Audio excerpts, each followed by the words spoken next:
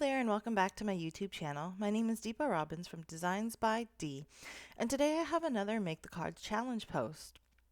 This one is called Orange Sherbet Washi Tape Border. So again, I have these beautiful washi tapes from PinkFresh, and I'm going to be using them to create a border here on the front of my card, along with this cute little foiled sentiment in the center. So this week's challenge is another color challenge. We're using a bunch of nice yellows, oranges, and pinks to make a beautiful bright card front. And I'm going to post the sketch right here. You can go ahead and visit www.makethecardchallenge.com. All the details are there. And this color challenge is called Orange Sherbet. So I'm starting off with this PinkFresh Studio Joyful Bouquet Stamp Die and Washi. As I've mentioned before, these sets are really cool because everything's coordinating. There's a stamp, a die, and a washi. And when I did this video, they just released a stencil as well. So if you want, you can also grab the stencil and use any of the colors that you want. Since I didn't have the stencil, I decided to use the washi because it does have a lot of these oranges and yellows and pinks. It does have a bit of purple in it as well, but that's okay. A little bit of purple adds a bit of contrast. And then on top of that, I tried my best to kind of cut off most of the purple that I could and use that more on the inside of the card. So I have this piece of cardstock, which I probably should have got a bigger piece to use. And I left this whole fidgeting bit that I do in the beginning where I'm putting it on and taking it off and putting it on and taking it off, just to show you how great this washi is, because I put it on there like 3 or 4 times and pulled it off again, and it didn't rip or tear, and it didn't ruin the quality of the washi at all. So as I've said before, that washi is really forgiving, and you can see that right there in what I did. So I use a knife or an X-Acto knife kind of to cut off the edge there, and I'm flattening it. As you can see, I've got a bit overhanging at the bottom, but that's okay. Like I said, I'm using this on the border, so I'll end up cutting that bottom half off. So I did 2 sets of these. As you can see, here's another one that I cut beforehand with the coordinating die. And here are all the little pieces that you get from it. I think there's about seven of them. So now I'm going to work on my background. And I have a piece of light yellow Recollections cardstock here. And I think it's about 4 3/4 by 6 3/4, just so that I get a 1/4 inch border on the front of my card. And I started with some ink blending with some Spice Marmalade Oxide ink and then some Wild Honey to kind of draw out the orange into a yellow, into that light yellow on the cardstock. So I'm creating kind of a color burst from the center outwards. It's a little uneven. You can see it might be a little closer to the bottom, but that's really not a big deal.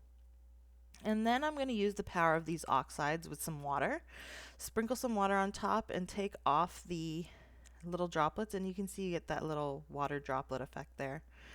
I added a bit more on the top. You don't really see too much of it in the final card because there is just so much brightness to it, but I think it adds a nice effect.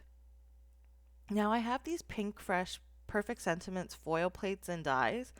Well, it's actually one plate and die, and basically I use this Spellbinders Aura foil to foil it ahead of time. So I foiled it. All you got to do is heat up your glimmer machine or whatever foiling machine you have, lay down your foil, pass it through your die cutting machine to add pressure, and then I just use the coordinating die, which again is a 1-piece die, to cut all those little sentiments out, which is really cool, really neat, because it does it all in one go, so it saves you a lot of time. So now I'm taking all of those washi tape die cuts, and I'm just using them kind of to create this border. And as you can see, I'm sort of making those purpley flowers, the big purple flowers and stuff, kind of overhang on the edge of my card so that I can cut them off. So I'm trying to keep those nice oranges, yellows, and pinks, just like in the color challenge. And of course, that yellow and orange background, it really helps tie these nice orange sherbet colors together.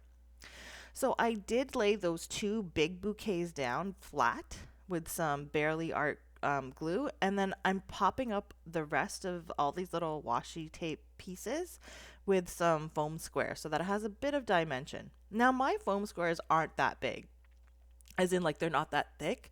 So even if I did put this on a card that I was going to send through the mail, it would completely be fine. It wouldn't be too thick to send through the mail. So here I'm cutting off all these pieces. Now don't throw these away. Keep them for the inside of your card. I really hate throwing away scraps. I love being able to use them as much as possible. And so this is how you do that. I also have some of the little pieces here that I want to fill in those tiny little like edges at the corners. You can see that it doesn't make like a full border, so I wanted to make it a bit more full. So I'm adding all these other little pieces and I'm putting them down with the glue again. Now I've added some foam squares to the sentiment here, the sending hug sentiment, and I've attached that to the center of the card. So that was pretty simple. Now we're already at the embellishment stage, which I'm using the PinkFresh Studio jewel mix, and I'm just going to be using the cream and the light pink color all over the front of my card, just to kind of, again, tie in the colors from that color scheme that we have. And I find it's very cool to kind of place the jewels on top of the flowers too. It kind of brings attention to them and adds a bit of sparkle. So now I've cut out my card base, which is 10 inches by 7 inches center folded. And I'm going to again use the oxide inks, the same colors from the front. So that's the spice, marmalade, and the wild honey. And I'm just going to create a bit of that ink blending and fade it out from the yellow to the white, from the orange to the yellow to the white, into like the center of my card diagonally from the corner. So I'm just going to continue to do that on this edge. I'm going to end up doing more on the bottom left edge than the top right corner, just because you want to leave some space on that right side of your page to put your sentiment down, and also leave space for some writing for whoever wants to actually write whatever they want in the card, or yourself.